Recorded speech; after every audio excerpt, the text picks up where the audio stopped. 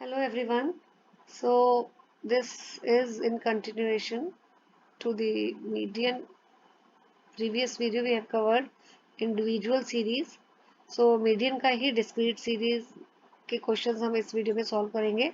Formula is written size of n plus 1 by 2th item where n is equal to sigma f. कैसे इसको use करना है, question को कैसे solve करना है, let's start with that. Calculate the median from the following.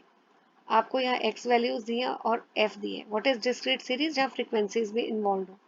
तो सबसे पहला स्टेप हमेशा वही रहता है, इधर द फर्स्ट स्टेप इज इधर arrange the series in ascending order और इन डिसेंडिंग ऑर्डर. यहाँ पे ऑलरेडी जो है x वैल्यूज को देखिए आप, all the series are arranged in ascending order. तो हमें फर्स्ट स्टेप करने की जरूरत नहीं है बिकॉज ऑलरेडी असेंडिंग ऑर्डर में डेटा दिया हुआ. Second step is in case of discrete series find out cumulative frequencies. So पहली वैल्यू आपकी फ्रीक्वेंसी की 2 है, then 2 plus 1 3, 3 plus 3 6, 6 plus 7 13 and 13 plus 4 is 17, right.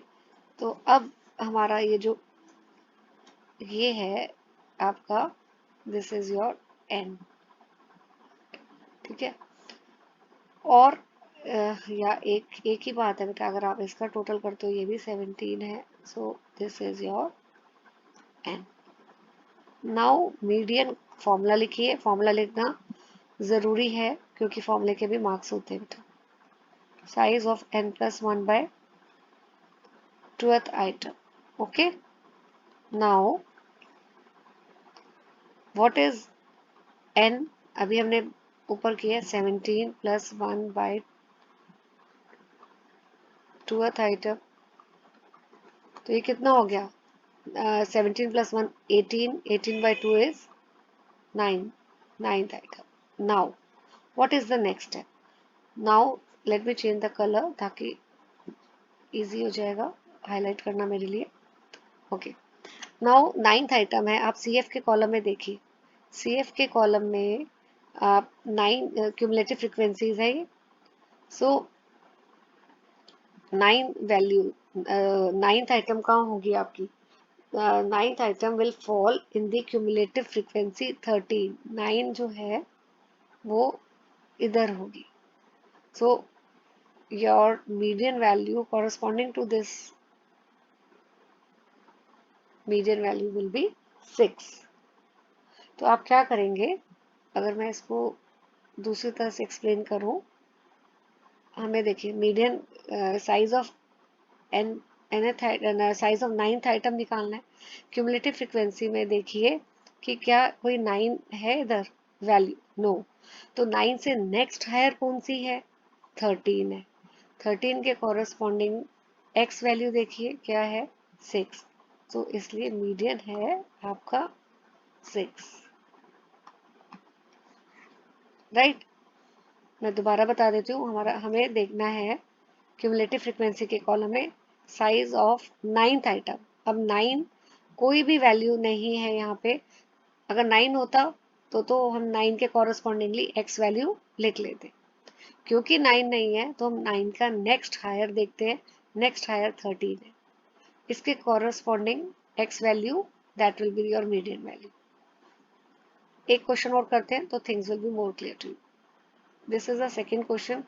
अब यहाँ पे देखिए बेटा, ये x वैल्यूज आपको दी हैं, ये अरेंज नहीं है. प्रीवियस क्वेश्चन में ऑलरेडी जो डेटा था वो आपको अरेंज करके दिया गया था, है ना. तो इसलिए इस क्वेश्चन में हमें पहले डेटा को अरेंज करना है. So I have to make one table. तो यहाँ पे आ जाएगा आपका x, यहाँ f और यहाँ cf.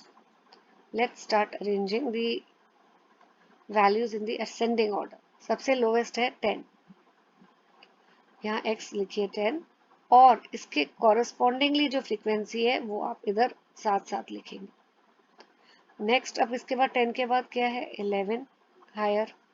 11 लिखिए और उसके कॉरस्पॉन्डिंग जो फ्रीक्वेंसी है 12 वो आप साथ में ही लिखेंगे. अब 11 के बाद है नेक्स्ट 12।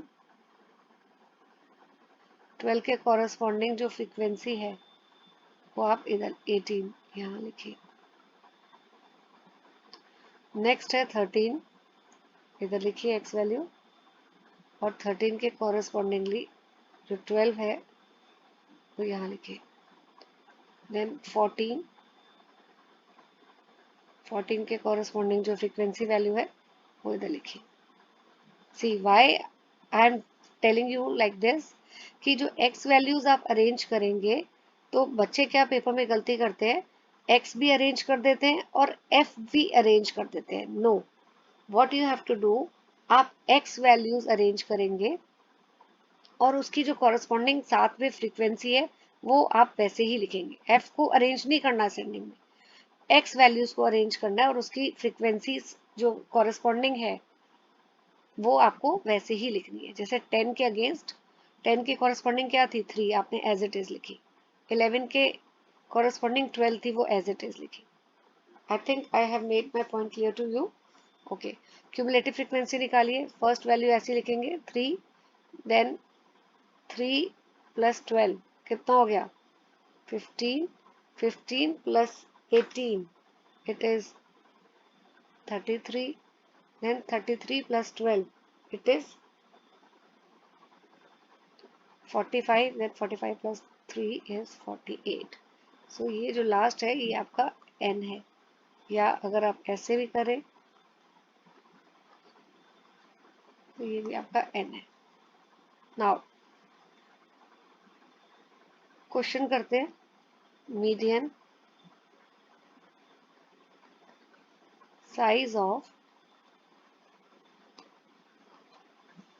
दिस, ठीक है। n कितना है 48,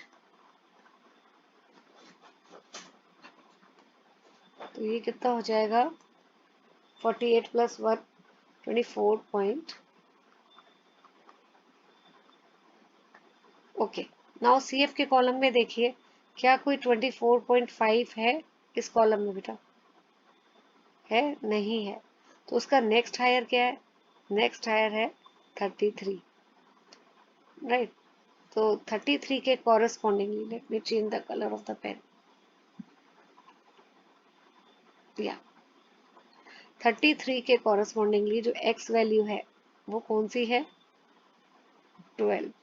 सो मीडियन आपका हो गया 12।